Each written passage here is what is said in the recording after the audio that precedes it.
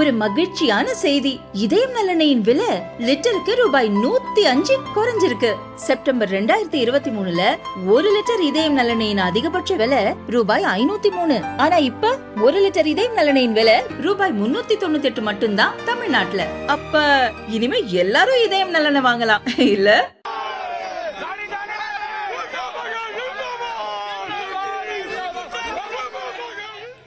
சத்தீஸ்கரில் 2019 22 வரை முதல்வர் பூபேஷ் பாகேல் தலைமையில் காங்கிரஸ் ஆட்சி நடந்தது.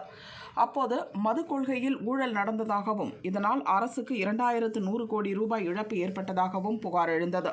இது பற்றி அமலாக்கத்துறை விசாரித்து வருகிறது. இந்த வழக்கில் கடந்த ஜனவரியில் முன்னாள் அமைச்சர் உட்பட முக்கிய நபர்கள் கைது செய்யப்பட்டனர். 205 கோடி ரூபாய் மதிப்பிலான சொத்துக்களை அமலாக்கத்துறை முடக்கியது.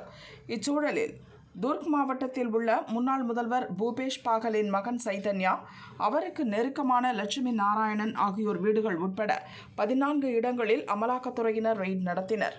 முன்னாள் முதல்வர் பூபேஷும் அவரது மகன் சைதன்யாவும் ஒரே வீட்டில் வசிக்கின்றனர். மது கொள்ளை ஊழல் பணத்தில் ஒரு பங்கு சைதன்யா பெற்றதாக கூறப்படுகிறது. இதனால் பூபேஷ் வீட்டில் சோதனை நடந்தது. சோதனை முடிவில் கணக்கில் வராத 33 லட்சம் ரூபாயை அதிகாரிகள் கைப்பற்றியுள்ளனர்.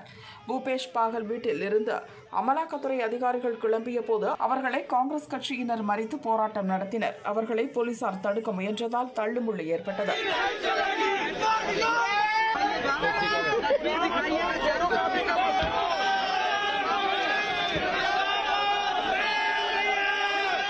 அதிகாரிகள் வந்த கார் மீது கல் வீசப்பட்டதால் பரபரப்பு ஏற்பட்டது.